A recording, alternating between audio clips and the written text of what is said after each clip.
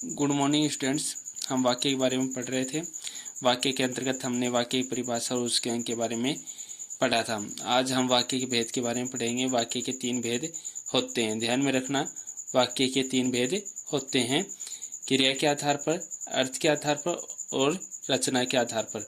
तो वाक्य के 3 भेद होते हैं, क्रिया के आधार पर, अर्थ के आधार पर और रचना के आधार पर। क्रिया के आधार पर वाक्य के भेद।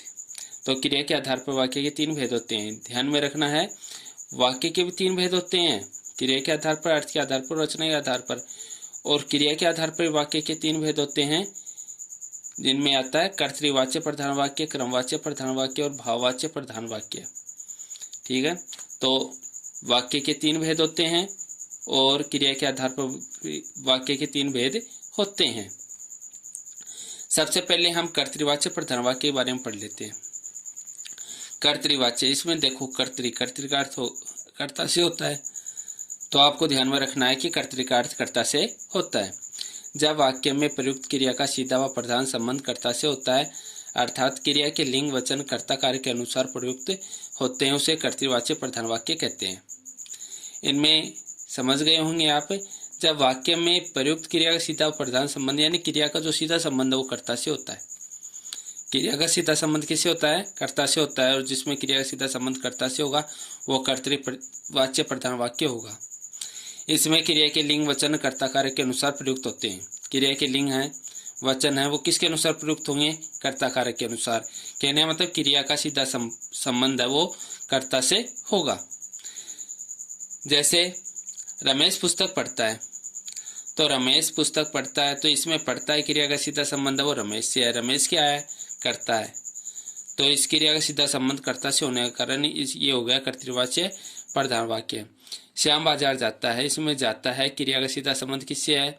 श्याम से है, तो ये हो गया कर्तृवाच्य प्रधान वाक्य। तो ध्यान में रखना है कि कर्तृवाच्य प्रधान वाक्य किसे कहेंगे? जिसमें क्रिया का सीधा संबंध कर्ता से होगा वो कर्तृवाच्य प्रधान वाक्य होगा। दूसरा आता है क्रमवाच्य प्रधान वाक्य। क्रमवाच्य प्रधान वाक्य क्या किसे कहते हैं? जब वाक्य में प्रयुक्त क्रिया का सीधा संबंध वाक्य में प्रयुक्त क्रम से होता है, अर्थात क्रिया के लिंग वचन कर्ता कार्य के अनुसार न होकर क्रम के अनुसार प्रयुक्त होते हैं, उसे क्रमवाच्य प्रधान वाक्य कहते हैं। कहने का तात्पर्य है कि कर्तृवाच्य में तो क्रिया का सीधा संबंध कर्ता से होगा और क्रमवाच्य में क्रिया का सीधा संबंध क्रम से होगा।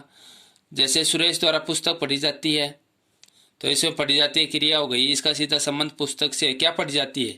पुस्तक, तो इसका सीधा संबंध पुस्तक से हो गया।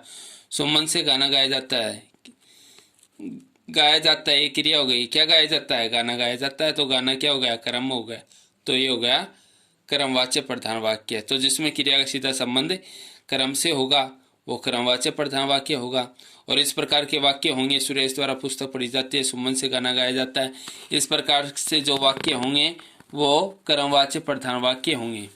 दूसरी बात ध्यान रखने की ये है कि इसमें जो से शब्द आया है वो क्रमवाच्य में भी आता है और भाववाच्य में भी आता है, लेकिन ये से शब्द के साथ में ये क्रम आया है तो ये क्रमवाच्य हो गया। भाववाच्य में क्रम आता ही नहीं है, इस बात का ध्यान कर लेना कि भाववाच्य में क्रम आता ही नहीं है।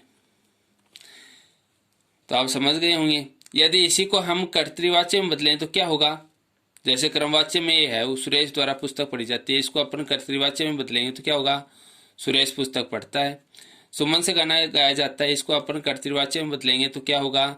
सुमन गाना गाती है। आ गया समझ में? तो इसमें जब क्रिया का सीधा संबंध कर्ता से होगा तो वो कर्तृवाच्य हो जाएगा, और जब क्रिया का सीधा संबंध क्रम से होगा तो वो क्रमवाच्य हो जाएगा। तो ये दोनों वाक्य हैं, सुरेश द्वारा पुस्तक पढ़ी जाती है, सुमन से गाना गाया जाता है, इसमें क्रिया का सीधा संबंध है वो क्रम से, इसलिए हो गया क्रमवाच्य प्रधान वाक्य। अब तीसरा आता है भाववाच्य प्रधान वाक्य। भाववाच्य प्रधान वाक्य किसे कहते हैं? जब वाक्य में प्रयुक्त क्रिया न तो कर्ता के अनुसार प्रयुक्त होती है और न ही क्रम के अनुसार बल्कि भाव के अनुसार प्रयुक्त होते हैं, उसे भाववाच्य प्रधान वाक्य कहते हैं। कहने का तात्पर्य यह है कि इसमें क्रिया का सीधा संबंध न तो कर्ता के अनुसार होगा न ही क्रम के अनुसार होगा, बल्कि किसके अनुसार होगा? भाव के अनुसार होगा। और जिसमें क्रिया का संबंध भाव के अनुसार होगा वो भाववाच्य प्रधान वाक्य होगा। इस भाववाच्य प्रधान वाक्य के अंतर्गत मैं आपको बता देता हूं कि इसमें भाव की प्रधानता रहेगी, इसमें क्रम आता ही नहीं है। भाववाच्य प्रधान वाक्य में क्रम आता ही नहीं है। अब देखो आदित्य से लिखा नहीं जाता, अब आप कहोगे से तो इसमें भी आ रहा है, से इसमें भी आ रहा है, लेकिन अंतर क्या है कि भाववाच्य प्रधान जो वाक्य होंगे उनमें क्रम नहीं आएगा, इसमें क्रम नहीं है, लिखा नहीं जाता, ये क्रिया हो गई, लिखा नहीं जाता, ये क्या हो गया, भाव हो गया, आदित्य से लिखा नहीं जाता। यदि इसी को अपने कर्तृवाच्य में बदलेंगे तो क्या लिखेंगे कि आदित्य लिखता नहीं है, आदित्य लिखता नहीं है, लेकिन इसमें तो भाव हो गया, आदित्य से लिखा नहीं जाता।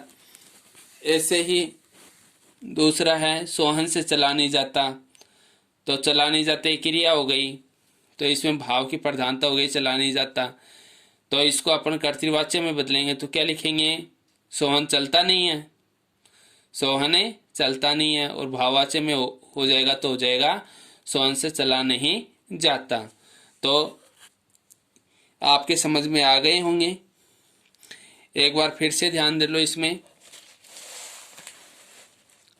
कि वाक्य हैं, वाक्य के 3 भेद होते हैं, क्रिया के आधार पर, अर्थ के आधार पर और रचना के आधार पर। आज हमने क्रिया के आधार पर वाक्य के भेद पढ़े हैं, तो क्रिया के आधार पर वाक्य के 3 भेद होते हैं। फिर से बता देता हूँ, वाक्य के भी 3 भेद होते हैं, क्रिया के आधार पर, अर्थ के आधार पर, रचना के आधार पर। और क्रिया के आधार पर वाक्य के 3 भेद होते हैं, कर्तृवाच्य प्रधान वाक्य, क्रमवाच्य प्रधान वाक्य और भाववाच्य प्रधान वाक्य। अब कर्तृवाच्य प्रधान वाक्य में क्या होगा कि क्रिया का सीधा संबंध है वो कर्ता से होगा। रमेश पुस्तक पढ़ता है, इसमें क्रिया का सीधा संबंध है वो कर्ता से है। इसी को अपन क्रमवाच्य में बदलेंगे तो क्या हो जाएगा, रमेश द्वारा पुस्तक पढ़ी जाती है या रमेश से पुस्तक पढ़ी जाती है। श्याम बाजार जाता है, तो इसमें जाता है क्रिया का सीधा संबंध श्याम से यानी कर्ता से, तो कर्तृवाच्य हो गया। यदि इसको अपने क्रमवाच्य में बदलते तो क्या होगा, श्याम द्वारा बाजार जाया जाता है या श्याम से बाजार जाया जाता है। आगे समझ में। क्रमवाच्य प्रधान वाक्य, तो इसमें क्रम का नाम दे रखा है, तो जिस वाक्य में क्रम की प्रधानता होती है वो क्रमवाच्य प्रधान वाक्य हो जाएगा। इसमें देखो, सुरेश द्वारा पुस्तक पढ़ी जाती है, सुमन से गाना गाया जाता है। यदि इन दोनों वाक्यों को अपन कर्तृवाच्य में बदलें तो क्या हो जाएगा, सुरेश पुस्तक पढ़ता है, सुमन गाना गाती है, तो कर्तृवाच्य में बदलेंगे तो ये हो जाएगा। तीसरा अपना आता है भाववाच्य प्रधान वाक्य। तो भाववाच्य प्रधान वाक्य में क्या होगा कि वाक्य में प्रयुक्त क्रिया न तो कर्ता के अनुसार होगी और न ही क्रम के अनुसार। भाववाच्य प्रधान वाक्य में तो क्रम होगा ही नहीं, ये हमेशा ध्यान रख लेना आप। इसमें क्रिया है वो भाव के अनुसार होगी, उस और जिसमें क्रिया भाव के अनुसार होती है वही भाववाच्य प्रधान वाक्य होता है। जैसे आदित्य से लिखा नहीं जाता, लिखा नहीं जाता, इसमें भाव की प्रधानता हो गई। सोहन से चला नहीं जाता, चला नहीं जाता, इसमें भाव की प्रधानता हो गई। तो ऐसे में इसमें क्रम तो है ही नहीं, क्रम आएगा ही नहीं भाववाच्य प्रधान वाक्य में। लेकिन इनको अपन कर्तृवाच्य में बदल सकते हैं। कर्तृवाच्य में देखो आप, आदित्य लिखता नहीं है, सोहन चलता नहीं है, और इसमें भाव हो गया कि आदित्य से लिखा नहीं जाता, सोहन से चला नहीं जाता।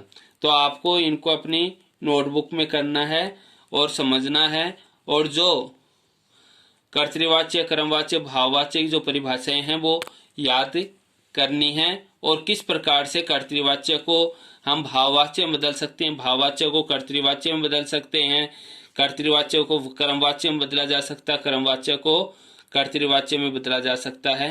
तो आप ये उदाहरण है इनके माध्यम से समझ गए होंगे। और फिर भी यदि कोई समस्या हो तो आप पूछ सकते हैं। धन्यवाद।